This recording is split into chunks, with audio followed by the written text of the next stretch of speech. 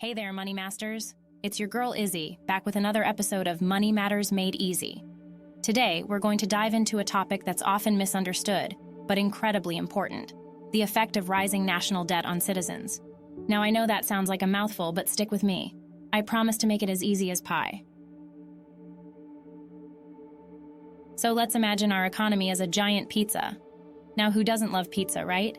Each slice of this pizza represents different sectors of our economy: healthcare, education, infrastructure, defense, and so on. Now, the size of each slice depends on how much money the government decides to allocate to each sector. Now, let's talk about the cheese on our pizza. That's our national debt. When the government spends more than it earns, it borrows money to cover the difference, and that borrowed money is our national debt. Just like cheese on a pizza, a little bit of debt isn't a bad thing. It can even be good, helping to stimulate growth and development. But what happens when there's too much cheese? Well, imagine trying to eat a pizza that's drowning in cheese. It's messy, right? It's hard to taste the individual flavors of each slice because they're all smothered in cheese. That's what happens when our national debt gets too high. It starts to smother the economy. When the national debt rises, the government has to pay more in interest. That's like having to buy more and more cheese for our pizza. Eventually, the government might have to cut back on other ingredients, or in our analogy, reduce spending on things like healthcare, education, or infrastructure to afford all that cheese. And who does that affect? Us, the citizens.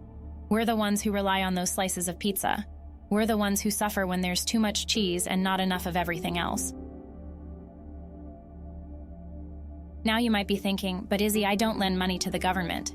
How does the national debt affect me? Well, remember that when the government borrows money, it's essentially taking out a loan. And just like any loan, it has to be paid back with interest. That interest is paid with tax dollars, our tax dollars.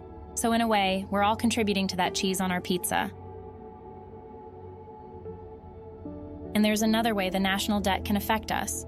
When the government borrows a lot of money, it can drive up interest rates. That can make it more expensive for us to borrow money for things like buying a house or starting a business. It's like if the price of cheese suddenly went up and suddenly your favorite pizza place had to charge more for a slice. So there you have it, folks.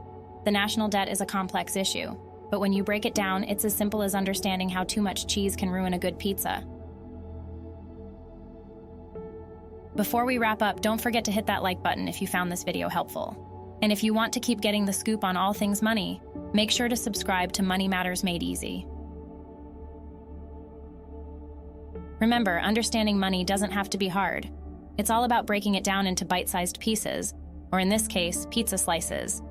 Until next time, keep mastering your money, and I'll see you in the next video.